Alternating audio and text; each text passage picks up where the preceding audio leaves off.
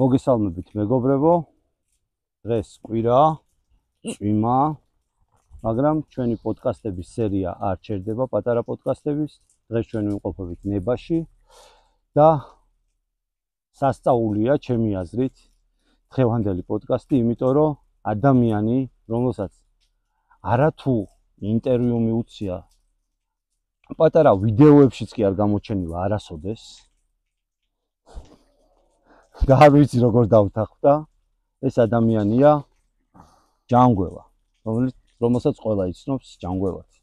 გიორგი ჯანგველაძე. გამარჯობა. გამარჯობა გიორგი. რამდენი ხანია ცენტრში ხარ?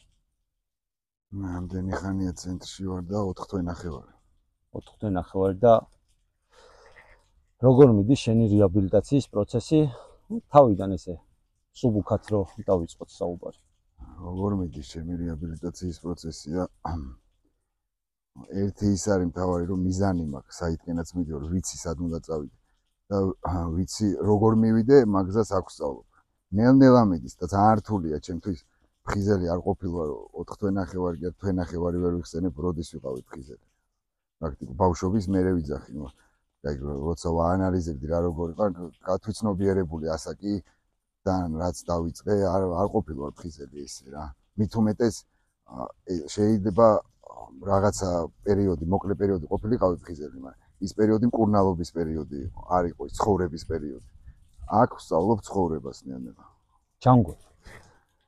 მოდი, აი რა ვიცი, სასწაულების მე მჯერა და მე მგონია რომ შენც დაიჯერე, რომ სასწაული არსებობს.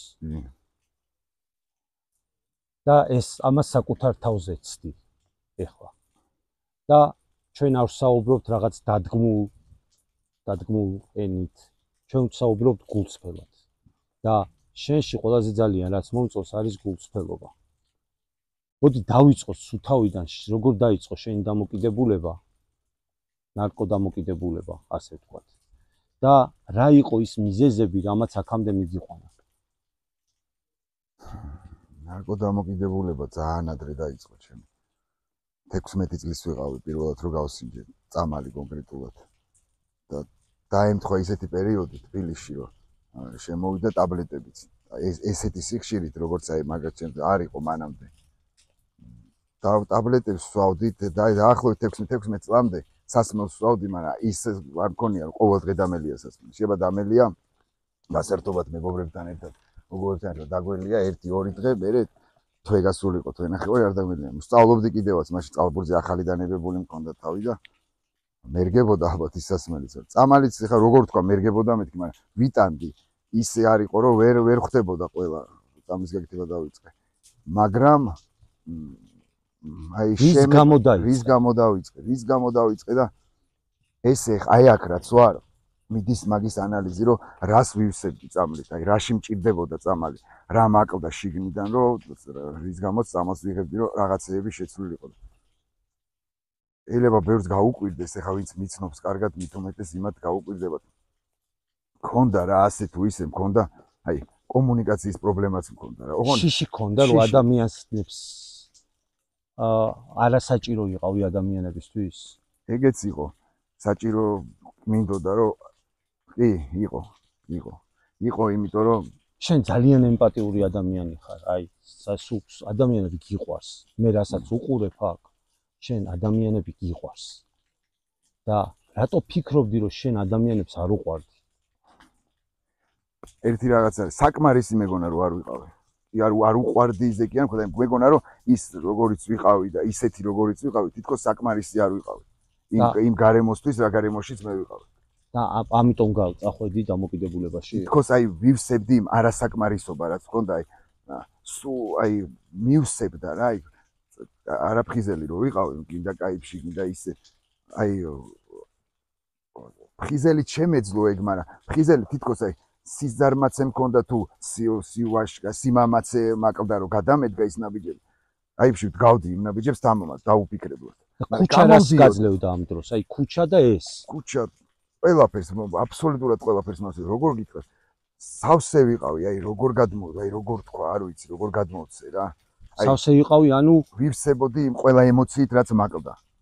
ხო, მაგრამ ეს ხო ილუზია იყო. ილუზია იყო, მაგრამ ილუზია იყო, ილუზიას ვერ დაარქმევ. ესე ილუზია იყო. ესე სათქმათ არის, რომ რაღაც ხელოვნურად გამოწვეული იყო, ანუ მაგას ვამბობ ალბათ, ხო და ხელოვნურად იწევდი, ხელოვნურად მე გზნობებს კი არ ვიწევდი, მაგით. ხელოვნურად სითამამესმა, აი როგორ თქვა, სითამამესმა მატებდი, რომ რაღაც შემდეგი ნაბიჯი გადამედგა და ყველაზე მეტად დღემდე მაგ მაგის შიში, რაც ბავშვობიდან მოყვეს, რომ ვაი და ისე არ გამომივიდეს, ვაი და არ გამომივიდეს. ანუ შეცდომის დაშვების გეშინია. შეცდომის დაშვებაზეც არ არის მარტო. მე ბავშვობიდან პატარა რო ვიყავ, ეხლა არ გავა ბევრს ეკნება მოსმენილი, მაგრამ სულ მესმოდა ყველა მხრიდან, ოჯახიდანაც ვისაც ვისნობდი, რომ აი ეს ნიჭიერია, ის კარგად იცის, ეს კარგად იცის და ამას რო ისმენ, შეიძლება მე არ მელაპარაკებოდი, მაგრამ მე რომ მესმოდა, რომ მამა ჩემი ვიღაცას მაგას ეუბნება, დედა ჩემი ვიღაცას მაგას ეუბნება, არ ვიცი, ჩემი ნათესავი ვიღაცას მაგას ეუბნება, ხო? ასუგებობა მემატებოდა და მეშინოდა იმის, რომ ვაი და მე ისე ვერ გავაკეთო, არ გამომივიდეს ისე. რა სიტყვიან მე რომ არ ყოფილვარ ისეთი. ეგ კი არა რომ ვაბარებდი, ძალიან მარტივ მაგალითს რომ ვაბარებდი. ეროვნული გამოცდები იყო ახალი შემოსული საქართველოში. 7 ინსტიტუტს წერდი მაშინ, რომ ჩაგებარებინას, პირველი, მეორე წერდი, პირველს ყოველ შემთხვევაში წერდი, სადაც გინდოდა რომ მოხვედრილიყავი და მერე წერდი ინსტიტუტებს, სადაც დაბალი კულებითაც გახვიდოდი, რომ სტუდენტი გამხდარიყავი. მე და დედაჩემ რომ მივედით სკოლაში ატესტაციის აღებისას უნდა ჩაგვეწერა ინსტიტუტი. არ ჩამიწერია 7-დან. დავწერეთ მარტო 2, გაუ და ესენი. იმიტომ რომ აზრი არ, ანუ ვაკნინებ არც ერთ ინსტიტუტს, მაგრამ ეხლა გპ-ში ჩაბარებას მიგჭევნია კიდე ერთი წელი ისწავლა. ჩემთან არ იყო მეორეობა, ან პირველი იყავი, ან ბოლო. ანუ დიდი პასუხისგებლობა. ხო, ანუ არ იყო ეს თემა, რომ მეორეზე რო გახვიდე, ან მესამე რო იყო რაღაცაში, ყველაფერში ვერ იქნები, მესამე რო იყო რაღაცაში.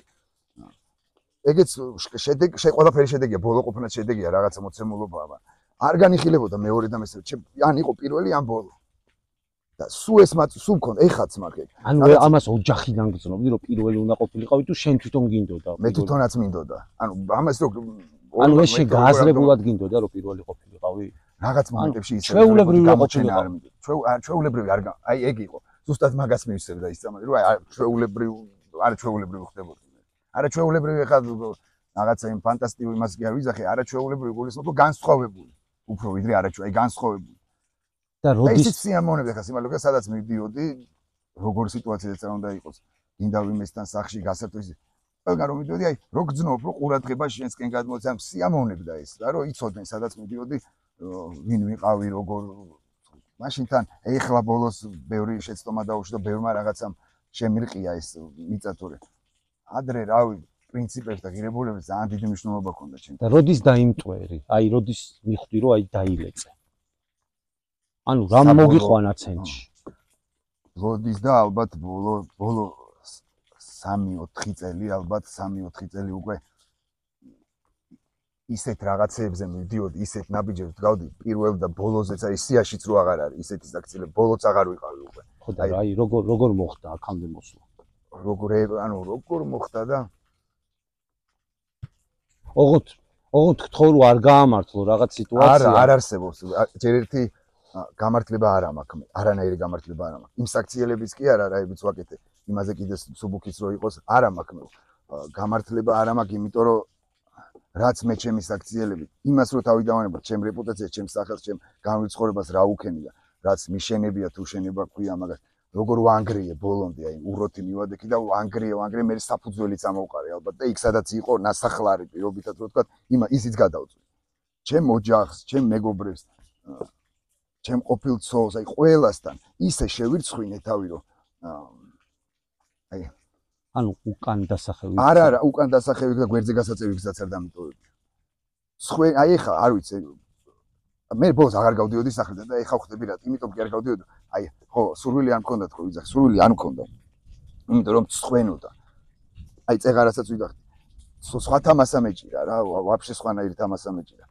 გარეთ რომ გასulis ფეხის გადადგმი, სახშიც და აი პირველ ნაბიჯს რომ გავდი გარეთ, გძნობდი ყველას განწყობას ჩემდამე. აი, ეხა აი შიში მქონდა თქო, ეხა შიში რო გითხრას, აი რო გავდიოდი გარეთ ვინც აი უცნობიან ცოტა აი ახალგაზრდობი ხარ და იმაძეც კი ფიქრი მქონდა რომ ეს ეხა რას ფიქრობს ჩემზე ის იმიტომ იმდენი ახლა ამაზე ნერვიულობ იმიტომ რომ აქ ცენტრიც არ მელაპარაკია ეს ამაზე აი ესე რომ დამждარიყავი და ჯგუფი შემეკრა და მელაპარაკა არ გამიკეთებია აი ეხა როგორც ძალიან მაგარია ამ წამს როგორც ლაპარაკობ რა ძალიან მაგარია ანუ ეხა შენ თავში რას გწნო ამ წამს აქ ჩვენ ვსწავლოთ გზნობებზე დაკვირვებას და გზნობებზე სახელის დარქმას. ეხა არ ვიცი რა გზნობა ქვია ამას, მაგრამ აი შიგნიდან აი რაღაცა მაქვს აქ რა. ისი თქმა გინდა, მოდი ვთქვათ ბოლომდე. მოდი არ დავმალოთ და ბოლომდე ვთქვათ. იცი რატო? იმიტომ რომ ჯანგველა ბევრი დადის, ბევრი ჯანგველები დადიან, რომელსაც არ შეუძლიათ გადაჭრან ახლა პრობლემა და შეიძლება ანუ ფატალური შედეგი დაამთავრონ ცხოვრება და შე რომ მოგისმენენ, რა ვიცი, იცნობენ ხალხი. ანუ იციან როგორი ადამიანი ხარ და რა გზა გაიარე. ვიღაცას ეტყვის და ესე გადაებმევა ჯაჭვაც და ჩვენც ხო მაგას ვაკეთებთ. აქ რეაბილიტაციასაც ხო იქ ხდება რომ ვიღაცამ შენ უნდა მოგცეს ის რაც შენ გაკვრა იმა შენ უნდა მისცე და ანუ ეგა ჯაჭვური რეაქცია აქ. მაგით აი აქ რასაც უყურებ ცენტრზე ერთი რაც მინდა ვთქვა რა, ბევრი რამე მაგრამ განსაკუთრებით ერთი სხვისი დახმარება აქ როგორც ეხმარება ხალხს და მეც უკვე იმის დამახელოთ 4 თვე ნახევარი შეიძლება ვიღაცისთვის ზღვაში წვეთია, ვიღაცისთვის პირიქით დელი ზღვა იყოს. არის რა, ეხა ყველაფერი ფარდობითია. ძალიან მაგრად ეხმარება სიტყვა თვითონ და იმედს გაძლევს. თუნდაც მე აქ რომ მოვედი, კონსულტანტები ვინც არიან, ვინც ჩემზე დიდი ხნის გამო თვეებით არის თუ წლით რა მშობა, რამდენი ხნით მეტია გამოჯამთელებული იმედს მაძლევს. დამფუძნებელი დირექტორი ყველა მაგან მომცა იმედი. იმიტომ რომ წოლილ ვარ არაერთხელ ზეგან მახსენე, არაერთხელ წოლილ ვარ. გადამიგდია გამოსულ ვარ და ისევ დამიწყე ძალიან მალე და დღეებში დამიწყე.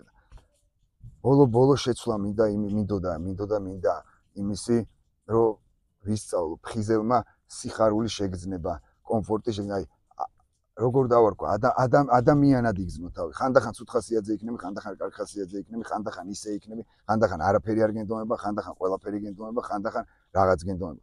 თავარია მიზანი გქონდეს და მიდიოდე. მიზნის გარეშე შანსი არ არის. ეხლა რა ეტაპზე ხარ შენი აზრით? რეაბილიტაციის? ხო. აი ეხლა ვარ ესე გადატანით აქ კიდე ერთი რაღაცაა რომ რეაბილიტაციაზე რომ მოდიხარ პირველი და აუცილებელი არის რომ მოკლა ის ადამიანი ვინც იყო ფიზიკურად არა ნუ მიხდება ალბათ ყველა მოკვდეს ადამიანი და თავიდან დაიწყოს აშენება. აი ადამიანის აშენება უნდა დაიწყოს. მე აი ეხლა აი მაგ ფორმულაში რომ ჩავიდე სიტყვაზე ვარ ალბათ ბოლო ტყვიას ვესვრი ძველ ჯანგველას რა. რომ მე ტყვიას ჯერ არ დაგვიმთავრებ. ბოლომდე ჯერ არ მოიმთავრებ, მაქვს რაღაცა აი ხასიათის დეფექტები ისეთი იმდენად გამჯდარი ამდენი მე ხა 3 წელიც ეხა რაც ვახსენე 3 წელი არის უკვე ზღვარს გადაცდენილი აი ისეთი საქციელები რასაც პროსტა ხამე რატო არ გძინავს მეკითხებოდი ხა როგორ და ანუ რა უნდა აპატიო შენ თავს მეუნებიან აქ რომ უნდა ვერ ძალიან რთულია რატო ვერ პატიობ იმიტომ რომ მარტო ჩემს სხვას თუ პატიობ სხვას პატიობ სხვამ შეიძლება თავის თავს გავუკეთე მე მარტო ჩემი თავის არ გამიკეთე მე ჩემ ოჯახს გავუკეთე ანუ ისეთი რაღაცა გავუკეთე ჩემოდას რომელი ოჯახში ყველა იცნო ხო წარსულია ეს გასაგებია და ვერ შევცვლი ეგ არის რომ წარსულში ქექვა ეს დანგრევის გარდა შენებას ვერ მოგიტანს მესმის ეგ მაგრამ ძალიან ესე აპატიო არ ვიცი მაგზას პოულობ ეხა ზუსტად პატიების გზა მინდა ვიპოვო როგორ შევძლო პატიება რაღაცეები ვაპატიე მაგრამ ну да ძალიან ძლიერი უნდა იყო რა ძალიან ძლიერი უნდა იყო რომ ეგეც ძალიან დიდი მადლობა ჭანგო